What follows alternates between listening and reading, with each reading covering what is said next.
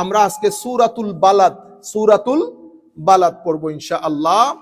এই সূরাটা মক্কি সূরা। এই সূরার মধ্যে 20টা আয়াত এসেছে। কয়টা আয়াত? 20টা আয়াত এসেছে। এবং এটাই প্রথম সূরা যেই সূরার মধ্যে আল্লাহ সিজদার আয়াত নাজিল করেছেন। উলামায়ে কেরাম এভাবেই বলেছেন। ঠিক আছে, আমরা আপনাদেরকে সূরাগুলা পড়ার সময় যেই কথাগুলা বলি সেগুলো আপনারা ডাবল চেক করতে চাইলে ইমাম ইবনে কাসির, ইমাম কুরতুবী এবং ইমাম বাগাভী, তাফসিরে বাগাভী, তাফসিরে ইবনে কাসির এবং তাফসিরে কুরতুবী শরীফ, এই তিনটা যদি আপনারা চেক করেন তাহলে আমাদের কথাগুলো কোনো না কোনো একটা জায়গায় পেয়ে যাবেন। আল্লাহ রাব্বুল আলামিন ইরশাদ করছেন, লা উকসিমু বিহাযাল বালাদ ওয়া আনতা হিল্লুম বিহাযাল বালাদ ওয়া ওয়ালিদিন ওয়া মা ওয়ালাদ লাকাদ খালাকনাল ইনসানা ফি কাবাদ। লা উকসিমু বিহাযাল বালাদ, এই যে লা শব্দটা দেখছেন, জেনারেলি আরবির মধ্যে লা অর্থ না, নো, নেগেটিভিটি। কিন্তু এই জায়গার মধ্যে মুফাসসিরিনে কেরাম বলেছেন লা শব্দটি এসেছে এডিশনাল। কি জন্য এসেছে? এডিশনাল। এভাবে ইসলামিক ক্লাসিক্যাল সায়েন্সের মধ্যে একটা বিষয় আছে, সেই বিষয়ের নাম হচ্ছে বালাগা, আল বালাগাতু ওয়াল ফাসাহা, অলংকার শাস্ত্র। এটা আবার আমাদের মিডল ইস্ট সৌদি আরবে পড়ানো হয় না, ওনারা এই বিষয়টাকে মানেনি না। কিন্তু রুয়ে জমিনের মধ্যে যে ইউনিভার্সিটিতে যাবেন, আল বালাগাতু ওয়াল ফাসাহা এটা একটা প্রসিদ্ধ সাবজেক্ট, বিশেষ করে কোরআন বুঝার জন্য খুবই জরুরি। আপনারা বুঝতে পেরেছেন? তো এটা লা শব্দটি এনেছে আল্লাহ, লা এডিশনাল, লা এডিশনাল। এরপরে আল্লাহ শুরু করেছেন কি, উকসিমু বিহাযাল বালাদ, আমি এই নগরীর শপথ করছি। এই নগরীর শপথ, এই গ্রামের, এই দেশের শপথ। তাহলে বালাদুন মানে কি? বিলাদু বাংলাদেশ। বুঝতে পেরেছেন? বিলাদ মানে দেশ, বালাদ মানে নগরী, বালাদ মানে টাউন, বালাদ মানে country. Which country you from? আমরা বলি মিন আইয়িল বালাদ আনতা, আপনি কোন দেশের লোক। তাহলে বালাদুন মানে দেশ, বালাদুন মানে নগরী, শহর। তো লা উকসিমু বিহাযাল বালাদ, আমি শপথ করছি এই নগরীর। কোন নগরীর? মক্কায়ে মুআজ্জামার। সূরা ৩ এর মধ্যে আল্লাহ কি বলেছেন? ওয়াত-তিনে ওয়াজ-যাইতুন ওয়া তুরে সিনিন ওয়া হাযাল বালাদিল আমিন। ঠিক আছে? সো সূরা ৩ এর মধ্যে আল্লাহ মক্কা শরীফের শপথ করেছেন, এখানে এসেও আল্লাহ মক্কা শরীফের শপথ করেছেন। শপথ আমরা কেন করি? শপথ করি আমার কথাটাকে বিশ্বাসযোগ্য করার জন্য। আমার কথাটাকে বিশ্বাসযোগ্য করার জন্য। আমি এখানে আমাদের এক ভাইয়ের উত্তরও দিয়ে দেই, হঠাৎ করে মাথায় আসছে। আল্লাহ পবিত্র কোরআনে শপথ করলেন কেন? শপথ তো একটা কথাকে বিশ্বাসযোগ্য করার জন্য বলে, তাইলে বোঝা যাচ্ছে কথার মধ্যে কি আছে? ঘাটতি আছে। নাইলে কি করলো? শপথ করলো কেন? আমার ভাই, আপনি বুঝতে পারেন নাই। আসেন আমরা অলংকার শাস্ত্র থেকে বুঝি জিনিসটা। আমার আল্লাহর কথাকে বিশ্বাসযোগ্য করার জন্য শপথ করতে হয় না। শপথ আমার আল্লাহর জন্য প্রয়োজন নাই, কিন্তু আমার আল্লাহ কথাগুলো বলতেছেন আমাদের সাথে। কাদের সাথে? আমাদের সাথে।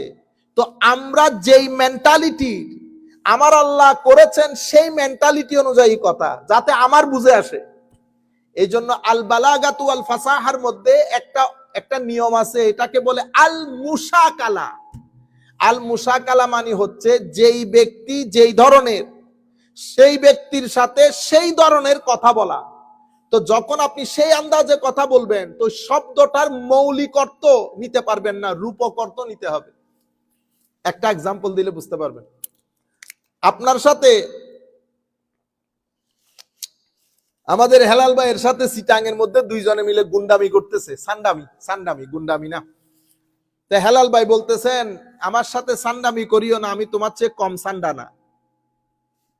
তার মানে কি উনি সান্ডা না?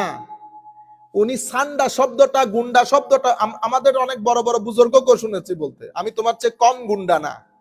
তার মানে আপনি কি নিজে গুন্ডা না?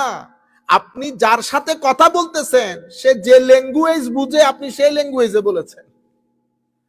আপনারা বুঝতে পেরেছেন? নতুবা আপনি তাকে কি করতে পারবেন না, আপনি তাকে বুঝাইতে চাচ্ছেন তুমি আমার সাথে এই দুষ্টুমি করিও না, কারণ তুমি আমার সাথে দুষ্টুমি করে পারবে না। এখন আপনি যদি তাকে বলেন এক্সকিউজ মি, আপনি আমার সাথে দুষ্টুমি করে কুলায় আসতে পারবেন না, সে বুঝবে না।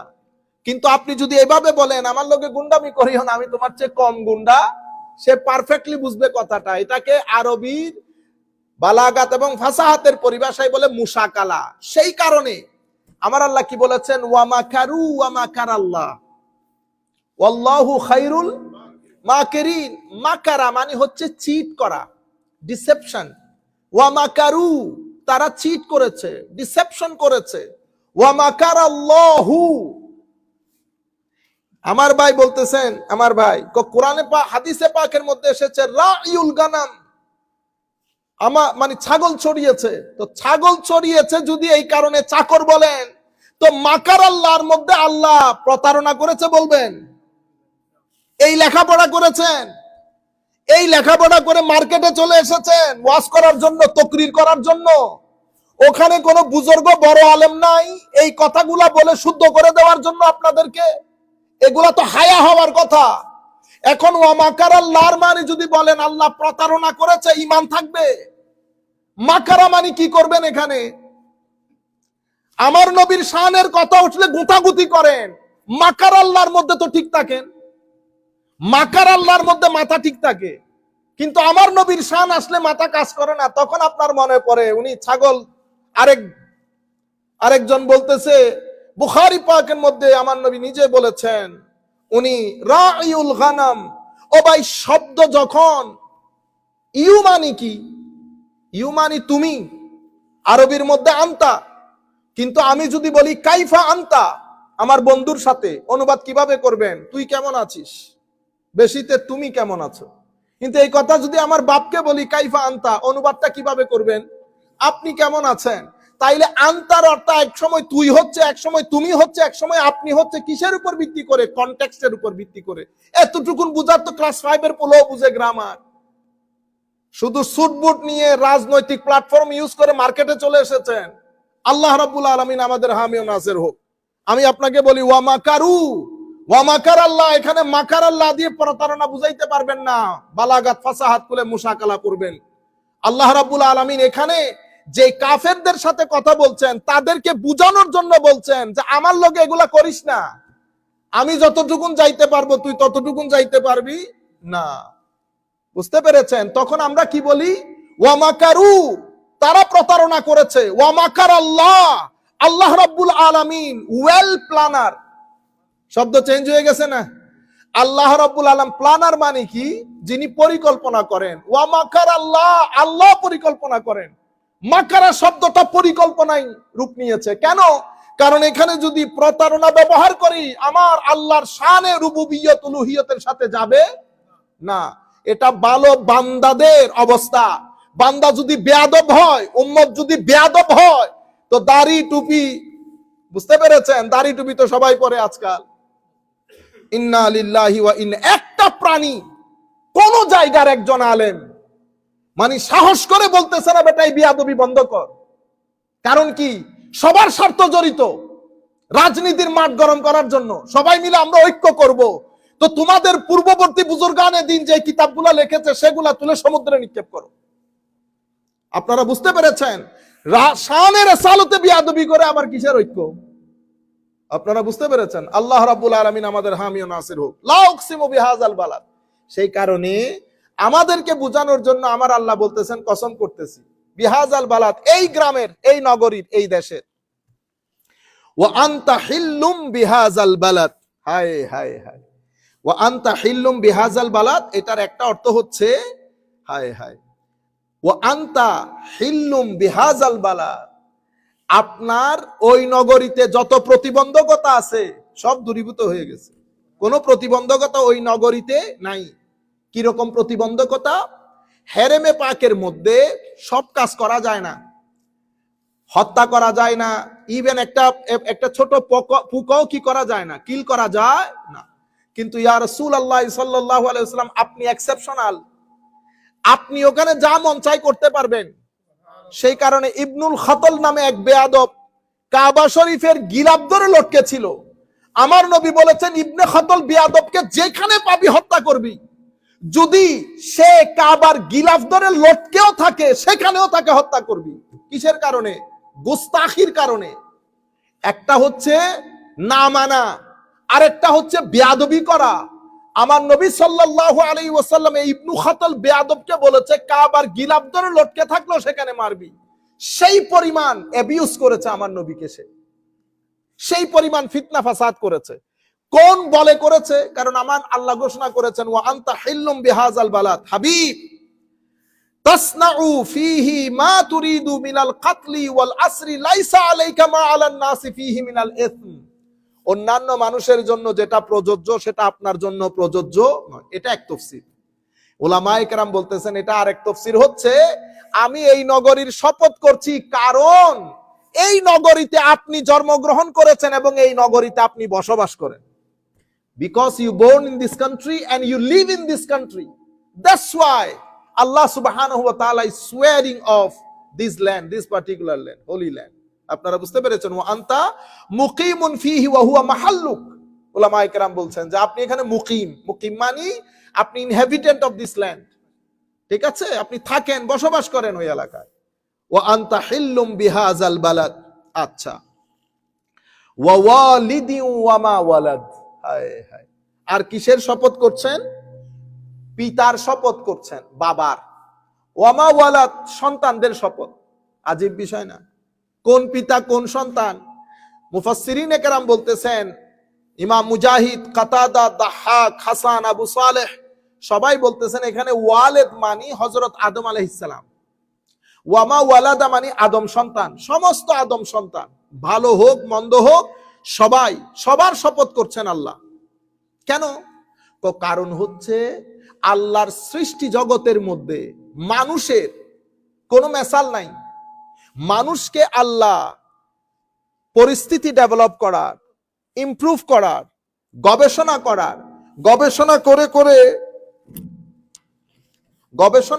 করে নতুন জিনিস জানার, ডিসকভার করার, ইনভেন্ট করার, মানুষকে যে আল্লাহ সালাহিয়ত দান করেছেন, এই সালাহিয়ত, এই বিষয়টা আল্লাহর কাউকে দান করেন না। মানুষকে আল্লাহ রাব্বুল আলামিন জ্ঞান দান করেছেন, মানুষকে আল্লাহ রাব্বুল আলামিন এই জ্ঞানকে সমাজে প্রচার করার জন্য, দেখছেন না মানুষ যখন কথা বলে মানুষের কথার মধ্যে এলম ও হিকমতের জোয়ার উঠে, এবং মানুষ গবেষণা করতে করতে মানুষ এখন মানুষের হার্ট পর্যন্ত পৌঁছে গেছে। মানুষ গবেষণা করতে করতে ঘর, ফর এক্সাম্পল আমরা যে ঘরগুলোর মধ্যে থাকি, কাকও ঘর বানায়, কাকের ঘরও খুব সুন্দর, কিন্তু এটার মধ্যে কোনো ডেভেলপমেন্ট আসে নাই। কাক রিসার্চ করে ডেভেলপ করতে পারে নাই, কিন্তু মানুষ পেরেছে। মানুষের ঘরগুলা আর্কিটেকচারাল ডেভেলপমেন্ট হতে হতে হতে হতে আকাশে গিয়ে পৌঁছেছে। এই সব কিছুর কারণে মানুষের বিবেক, বুদ্ধি, চিন্তা, চেতনা, তারপরে জ্ঞান, বিজ্ঞান, সব কিছুর কারণে আল্লাহ আদম আলাইহিস সালাম এবং আদম সন্তানের শপথ করেছেন। এটা এক তাফসীর। অন্য তাফসীরের মধ্যে বলা হচ্ছে যে আদম আলাইহিস সালামের শপথ করেছেন, কিন্তু আদম সন্তানের মধ্যে সবার শপথ না, শুধু ভালো মানুষদের শপথ। কেন? যেগুলো মন্দ এগুলো তো কাল আনআম উলাইকা হুম বাল হুম আদাল উলাইকা হুমুল গাফিলুন, এরা তো চতুষ্পদ জন্তুর মতো। এদের শপথ আল্লাহ করেন নাই, আল্লাহ করেছেন আদম এবং আদম সন্তানদের মধ্যে যারা নেককার তাদের শপথ করেছেন। তৃতীয় তাফসীর, উলামায়ে কেরাম বলছেন এখানে ওয়া ওয়ালিদিন মানি আমার নবীর পিতামহ, পূর্বপুরুষ, বাপ দাদা সবার শপথ, ওয়া মা ওয়ালাদ এবং আমার নবীর সমস্ত সন্তান সন্ততির শপথ। আপনারা বুঝতে পেরেছেন? আরেক তাফসীরে বলছে ওয়া ওয়ালিদ মানে আমার নবী, ওয়া মা ওয়ালাদ মানে আমার নবীর উম্মত। কেন? এক হাদিসের মধ্যে আমার নবী সাল্লাল্লাহু আলাইহি ওয়াসাল্লাম বলেছেন যে আমি আমার উম্মতের জন্য, বাপ ছেলের জন্য যেমন, আমি আমার উম্মতের জন্য তেমন। আও কামা ক্বালান নবী সাল্লাল্লাহু আলাইহি ওয়াসাল্লাম। এটার উপর ভিত্তি করে আমার আল্লাহ আমার নবী এবং নবীর উম্মতের শপথ করেছেন। তাইলে লা উকসিমু বিহাযাল বালাদ আমরা বুঝতে পেরেছি, ওয়া আনতা হিল্লুম বিহাযাল বালাদ এটাও বুঝতে পেরেছি, ওয়া ওয়ালিদিন ওয়া মা ওয়ালাদ এতটুকুও বুঝতে পেরেছি। এখন কসম শেষ করার পরে আমার আল্লাহ বলতেছেন লাকাদ খালাকনাল ইনসানা ফি কাবাদ। এটা হচ্ছে জবাবে কসম, মানে কসমটা কেন করলেন, কি বলতে চান আল্লাহ? সূরা লাইলের মধ্যে 11টা শপথ করেছেন। শপথ করার পরে আমার আল্লাহ কি বলেছেন? কদ আফলাহা মান যাক্কাহা। এটা আল্লাহর মেসেজ। এখানে শপথগুলা করার পরে আমার আল্লাহ মেসেজ কি দিয়েছেন? লাকাদ খালাকনাল ইনসানা ফি কাবাদ। কাবাদ মানে হচ্ছে কওয়া, কাবাদ মানে সিদ্ধা, কাবাদ মানে হচ্ছে আমি ইনসানকে, মানুষকে, বনি আদমকে অসম্ভব শ্রম নির্ভর করেছি। মানুষ অনেক কষ্ট, সংকুল পরিস্থিতি পাড়ি দিতে পারেন। মানুষকে আল্লাহ সেই প্রকার ক্যাপাসিটি, এবিলিটি, এফিসিয়েন্সি এবং মওলাই করিম সমর্থ দিয়ে আল্লাহ সৃষ্টি করেছেন। মানুষ এমনিতে অনেক দুর্বল, কোনো সন্দেহ নাই, কিন্তু ফ্রম দ্য ডে ওয়ান, মায়ের পেটে যেদিন আমি প্রথম আসি সেদিনও আমি লাখ ব্রণকে পাশ কাটিয়ে ডানে বামে মেরে আমি কেমনে কেমনে মায়ের পেটের ওই ইয়ার ভিতরে ঢুকে গেছি, মায়ের সেকমে পাকের মধ্যে, এমব্রিওর মধ্যে ঢুকে গেছি লাখো জিনিসকে মেরে। সেই দিন থেকে আমার স্ট্রাগল শুরু। এরপরে আমার মায়ের পেটের স্ট্রাগল দেখেন, কি পরিমাণে স্ট্রাগল মায়ের পেটে করেছি।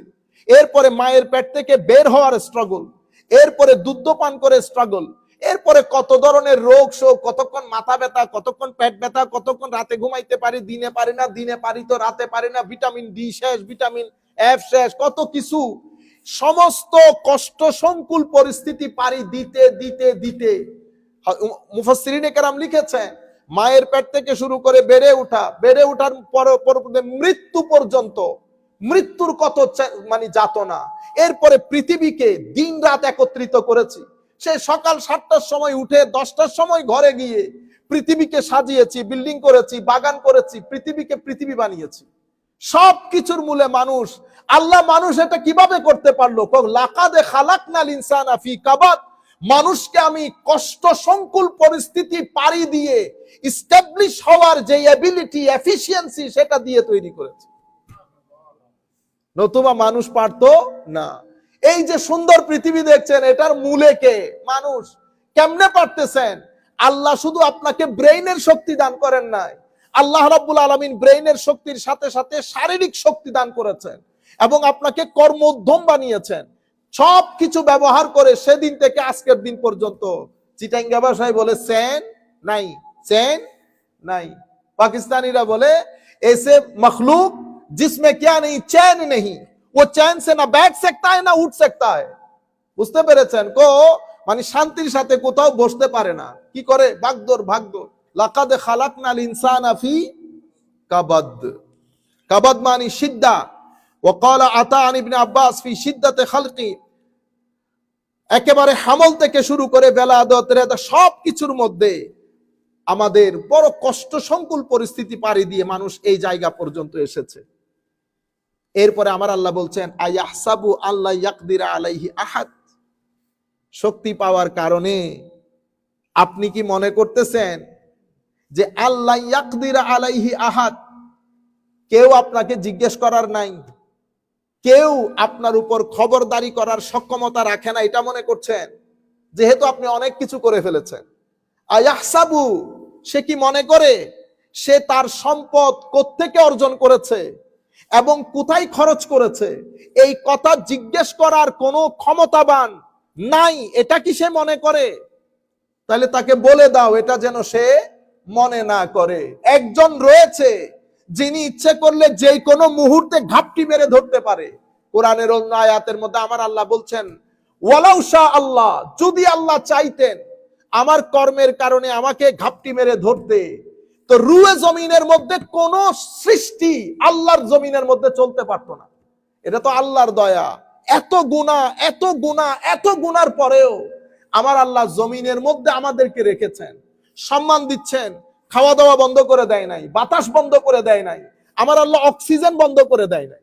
এটা তো আমার আল্লাহর দয়া। সেই কারণে আর রহমান আর রাহিম, আচ্ছা, আমরা একটু পরে শেষ করে দেব। আয়াহসাবু আল্লা ইয়াকদিরা আলাইহি আহাদ, এরপরে বলছে ইয়াকুলু আহলাকতু মালাল লুবাদা, ইয়াকুলু, অন্য আয়াতের আয়াহসাবু আল্লাম ইয়ারাহু আহাদ, তারা কি মনে করে তাদেরকে দেখার কেউ নাই? না, সেরকম না, একজন আছে। আর রাকিব, আর রাকিব মানে মনিটর করেন যিনি। আমরা এখানে ক্যামেরা লাগাই না, কিসের জন্য? লিখে দেয় আরবির মধ্যে, সৌদি আরব, কাতার, কুয়েতে গেলে দেখবেন মুরাকাবা, আপনার উপর কি চলতেছে, monitoring, someone is observing you. তো মনিটর আর রাকিব আল্লাহর একটা নাম। রাকিব মানে যিনি 24/7 আমাদেরকে কি করেন, মনিটর করেন। আপনি যখন আল্লাহ বলেন, হায় হায় আমার আল্লাহ, তখন বলেন হ্যাঁ বান্দা, হ্যাঁ হ্যাঁ বলো। আপনি যখন বলেন না ইয়া আল্লাহ, তখন আমার আল্লাহ বলেন ও বান্দা কিতা হইতা। বুঝতে পেরেছেন? অনেক দয়ালু, অনেক দয়ালু, আওয়াজ দেন। আপনারা ইচ্ছে করলে ইয়া করে দেখতে পারেন, আজকে বিছানায় যাওয়ার আগে অন্ধকারে বসে আপনি মহব্বত নিয়ে, ছেলেদেরকে মহব্বত নিয়ে ডাকেন না, তো আল্লাহকে মহব্বত নিয়ে ডাকলে অসুবিধা আছে? একটু দেখে দেখবেন কি মজা পান। আমার আল্লাহ রেসপন্স করেন। আচ্ছা, আমার আল্লাহ রেসপন্স করেন, এটা কেমনে বুঝবেন? দেখবেন ভিতর নরম হয়ে আপনার ভিতরে একটা জান্নাতি শান্তি অনুভব করবেন। তার মানে জবাব দিচ্ছে you are connected, you are connected. এবং এটা ডেফিনেটলি হয়, এটা আমার নবীর শানও কানেকশন হয়। বিয়াদবি থাকলে, যদি বিয়াদবি থাকে কানেকশন থাকবে না। পৃথিবীতে লাঞ্ছিত হবেন, মৌতে রক্ত লাঞ্ছিত হবেন, চেহারা বিকৃত হয়ে যাবে। আজকে এটা লিখে নিবেন, শানের রেসালতে যদি রক্তি বরাবর বিয়াদবি হয়, মৃত্যুর পরে চেহারা বিকৃত হয়ে যাবে। এখানে দেখতেছেন, এখানে কেউ আলেম বসছে, কেউ এখানে মুরব্বিয়ানে কেরাম, এনারা মারার পরে দেখবেন চেহারার মধ্যে কি বের হবে, জ্যোতি বের হবে চেহারার মধ্যে, চেহারা হাস্যোজ্জ্বল হবে, দেখলে মন ভালো হয়ে যাবে। মতার চেহারা দেখলে মন ভালো হয়ে যাবে, হলুদ হয়ে যাবে। কিন্তু শানের রেসালতে বিয়াদবি করে যত বড় মৌলবী হন, চেহারা বিকৃত হবে, দেখলে বিরক্ত লাগবে, মন এক ধরনের হয়ে যাবে। আপনারা বুঝতে পেরেছেন? আমি বলতেছি আমাকে মহব্বত করার দরকার নাই, আমাকে তুলে সমুদ্রের আমি কে? কিন্তু আপনি শানের রেসালতে বিয়াদবি করলে আপনার ভিতরে লাগে না কেন? তবু আপনি পার্টি পার্টি কেমনে করেন? আমাকে বলেন আমার কোন উস্তাদ বিয়াদবি করেছে, আমি 2 মিনিটে তালাক দিয়ে দেব। আল্লামা ইমাম আজিজুল হক আল কাদরি, যাকে চট্টগ্রামে শেরে বাংলা বলে, ওনার ডিবেট হচ্ছে আমাদের ওখানকার এক বড় মাদ্রাসায়। ডিবেটের সাবজেক্ট দেখেন, আমার নবী, তাদের সকাল বিকালের ওয়াজ, আমার নবীর মা বাবা কাফের ছিল। দেখছেন এই অবস্থা, কত বড় ওয়াজ, ইলমি ওয়াজ। শেরে বাংলা রহমতুল্লাহ আলাইহি বলেছেন না, ছিল না। তকরিরে ডিবেট করতে গেছে, তারা বলতেছে এই দেখো আল ফিকহুল আকবর কিতাবের মধ্যে তোমার ইমাম ইমামে আজম লিখেছে যে তাদের মৃত্যু হয়েছে কিসের উপর? কুফরির উপর। অথচ ওই লাইনের শুরুতে একটা শব্দ আছে মা, মা মা তা, তারা মারা যায় নাই আলাল কুফর, কুফরের উপর। তো আমাদের ভাইয়েরা কত সুন্দর কাজ করেছে, কিছু পাবলিকেশন থেকে মা শব্দটি কেটে দিয়েছে। মা শব্দটা হাজার মাজমা কিতাব খুলে দেখেতেছে এখানে মা নাই। শেরে বাংলা রহমতুল্লাহ আলাইহি বলতেছে এই কিতাব যদি আবু হানিফা লিখে থাকে, এই মুহূর্তে হানাফি মাযহাব ত্যাগ দিলাম, তালাক হানাফি মাযহাবকে। এশকে রাসূলের জজবা দেখতেছেন। যদি এই কিতাব, উনি বলতেছেন প্রথমে এই কিতাব আমার ইমাম লিখতে পারে না, যদি লিখে থাকে এই মুহূর্তে মাযহাবে হানাফি, তালাক দিয়ে দিলাম। পরে বলতেছে সময় দাও, আমি কিতাব কালেকশন করি। মিশর থেকে কিতাব নিয়ে গেছে, এখনো পর্যন্ত কিছু কিতাবের মধ্যে মা আছে, কিছু কিতাবের মধ্যে মা নাই। এগুলা টেকনিক। উম্মতে মুসলিমার কিছু কিতাব নিয়ে আমাদের ভাইগুলা খেলা খেলেছে। এই খেলা আমি কিছুদিন আগে, আমাদের উলামায়ে কেরামের ক্লাস হচ্ছে, বড় বড় আলেম, তো ওখানে আমাদের এই আকায়েদ এবং ইলমুল কালাম, কালাম শাস্ত্র, মূল কিতাবের মধ্যে এসেছে কিছু কিছু আলেম, কিছু কিছু আলেম ইলমুল কালাম স্টাডি করাকে গুনাহ বলেছেন। তাইলে এটাকে আরবিতে বললে কি হবে? ওয়াকালা বাদুল উলামা, বাদুল উলামা, কোন কোন আলেম। আর রয়ে গেল বেশিরভাগ, বেশিরভাগ বলেছে এটা অসম্ভব গুরুত্বপূর্ণ। এখন আপনি যখন বাদুনটা কেটে দিয়েছেন, তো কি হয়ে গেছে? ওয়াকালাল উলামা, আলেমগণ বলেছেন এটা কি গুনার কাজ। এখন আলেমরা কনফিউজ না, আমি বলতেছি এটা ভুল, তো আমি কেমনে বুঝতে পারলাম? কারণ আমি এই বিষয়ের ছাত্র, আমি তো কিতাব না পড়লো ডালগুলা দেখছি, তো আমি বলতেছি এখানে ভুল আছে। দেখি তোমাদের যাদের যাদের কাছে কিতাব আছে সবাই কিতাব খুলো। তো একজনে বাংলাদেশ থেকে আমার ছাত্র বলতেছে, মুহাদ্দিস এক মাদ্রাসার, বলতেছে হুজুর আমার কিতাবের মধ্যে তো ওয়াকালাল উলামা নাই, তো কি আছে? আমার কিতাবের মধ্যে আছে ওয়াকালা বাদুল উলামা, কোন কোন আলেম। তো আমরাও তো বলতেছি কোন কোন আলেম এটাকে কি বলে নাই জায়েজ। আপনি দেখতেছেন খেলাগুলা কেমনে খেলে, বাদুন কোথায় চলে গেছে, বাদুন কোথায় চলে গেছে। তো এগুলা সব জায়গায় হয়। আল্লাহ রাব্বুল আলামিন আমাদের হামি ও নাসির হোক। ইয়াকুলু আহলাকতু, আমরা শেষ করে দিচ্ছি, ইয়াকুলু আহলাকতু মালাল লুবাদা, সে বলে আমি আহলাকতু মালাল লুবাদা মানে মালান কাসীরা, আমি অনেক ধন সম্পদ খরচ করেছি। কে বলে? কেউ কেউ বলেছেন মুনাফিক সর্দার ওয়ালিদ বিন মুগীরা, কিন্তু হযরতে মুকাতিল বলছেন নুজিলাত ফিল হারিস ইবনে আমির ইবনে নওফল আজনাবা ফাস্তাফতান নবী সাল্লাল্লাহু আলাইহি ওয়াসাল্লাম ফাআমারাহু আন ইউকাফফারা ফাকালা লাকাদ যাহাবা মালি ফিল কাফফারাত ওয়ান নাফাকাত মুনযু দাখালতু ফি দীনে মুহাম্মাদিন সাল্লাল্লাহু আলাইহি ওয়াসাল্লাম। কয় আয়াত নাজিল হয়েছে হারিস বিন আমির বিন নওফলের উপর। উনি কোন গুনাহ করেছেন, আমার নবীর কাছে ফতোয়া চেয়েছেন, আমার নবী কাফারা দিতে বলেছেন।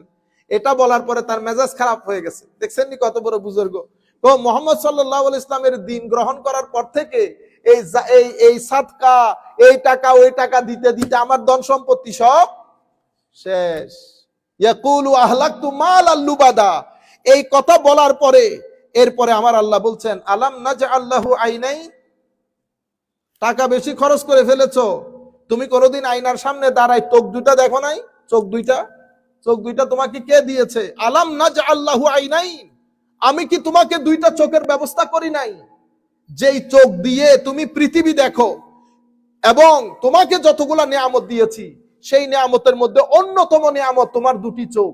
তুমি একবার চিন্তা করে দেখো তো দেখি, এই চোখ দুটি যদি তোমার কাছে না থাকতো, তুমি তোমার 2-4 টাকার খবর নিলা, এত বড় নিয়ামত যে আমি তোমাকে দিয়ে রেখেছি 24/7, এমনও তো না যে 1 ঘন্টা দেখবেন 1 ঘন্টা দেখবেন না, এমনও তো না, 24/7 দিয়ে রেখেছি। আমি তো তোমাকে খোটা দেই নাই। তুমি 2-4 টাকা কারে দিছো না দিছো তুমি বলে ফেললা ইয়াকুলু আহলাকতু মালাল লুবাদা, অনেক টাকা খরচ করেছি। আমি তো বলতে চাই নাই। এবার আমি তোমাকে বলি, আমি সামান্য করে আলাম নাজআল লাহু আইনাইন ওয়া লিসানা ওয়া শাফাতাইন, আমি ঠোঁট দেই নাই? আমি তোমাকে জিহ্বা দেই নাই? জিহ্বা এবং ঠোঁট, এই দুইটা জিনিস যদি তোমার ভিতরে না থাকতো, তোমার সৌন্দর্য হতো না, খেতে পারতা না, কথা বলতে পারতা না। আমি দিয়েছি, কিন্তু আমি হিসাব করি নাই তোমার সাথে যেভাবে তুমি হিসাব করতেছো। আমি একটা হাদিসে কুদসি পড়ে আজকে এখান থেকে শেষ করব। ওয়াহাদাইনাহুন নাজদাইন, শুধুমাত্র আমি যে তোমাকে ঠোঁট দিয়েছি এরকম না, আমি তোমার পরকালকে সুন্দর করার জন্য তোমাকে বিবেক বুদ্ধি দিয়ে শত শত লাখে লাখে আম্বিয়া পাঠাই। আমি তোমার সামনে দুটি রাস্তা পরিষ্কার করে দিয়েছি, একটা মঙ্গলের একটা অমঙ্গলের, একটা নেকির একটা গুনাহের, একটা বদ একটা ভালো, দুই রাস্তা আমি তোমার সম্মুখে পরিষ্কার করে দিয়েছি। কোরআন শরীফের অন্য আয়াতের মধ্যে আমার আল্লাহ বলছেন ইয়া আইয়ুহান নাস, আমার আল্লাহ বলছেন ইন্না খালাকনাল ইনসানা মিন নুতফাতিন আমশাজিন নাবতালি ফাজআলনাহু সামিআন বাসীরা ইন্না হাদাইনাহুস সাবিলা ইম্মা শাকিরা ওয়া ইম্মা কাফুরা। তোমাকে বিবেক দিলাম, বুদ্ধি দিলাম, সিঙ্গেল ড্রপ অফ ওয়াটার থেকে তোমাকে সৃষ্টি করার পরে তোমার শোনার শক্তি দিয়েছি, দেখার শক্তি দিয়েছি, তোমার সামনে রাস্তা পরিষ্কার করে দিয়েছি। এবার তোমার ইচ্ছা, ফামান শাআ ফালিয়ুমিন ওয়া মান শাআ ফালিয়াকফুর, তোমার ইচ্ছা করলে কৃতজ্ঞতা প্রকাশ করবা, আর তোমার ইচ্ছা না করলে অকৃতজ্ঞতা প্রকাশ করবা, সেটা তোমার উপর। আমি দেখতে চাই কে কৃতজ্ঞ কে অকৃতজ্ঞ। ওয়াহাদাইনাহুন নাজদাইন, ফালাকতাহামাল আকাবা থেকে আমরা পরে বলবো, শুধুমাত্র একটা হাদিসে কুদসি বলে শেষ করছি। ওয়াকাত রুবিয়াল হাফিজ ইবনে আসাকির ফি তারজুমাতে আবি রাবিআ দিমাশকি আন মাকহুল قال قال النبي صلى الله عليه وسلم يقول الله تعالى, আমার আল্লাহ ইরশাদ করছেন ইয়া ইবনা আদম قد أنعمت عليك نعما عظاما لا تحصي عددها ولا تطيق شكرها। হে বনি আদম, তোমাকে এত এত নিয়ামত দিয়েছি, এত এত নিয়ামত দিয়েছি, তুমি গুনতে বসলেও শেষ করতে পারবে না, শুকর আদায় করলেও করতে পারবা না।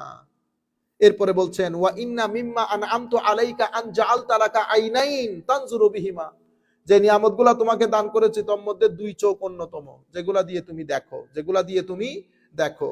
ওয়া জাআলতু লাহুমা গিতা ফানজুর বিআইনাইকা ইলা মা আহলালতু লাকা ওয়া ইন রাআইতা মা হাররামতু আলাইকা ফাতবাক আলাইহিমা গিতাআহুমা। সুতরাং শুধু চোখ দান করি নাই, চোখকে সংরক্ষণ করার জন্য আমি একটা ঢালের ব্যবস্থা করেছি। সুতরাং আমি চাইবো তুমি আমার এই দুই চোখ হালালের মধ্যে ব্যবহার করবা, হারামের জন্য নয়।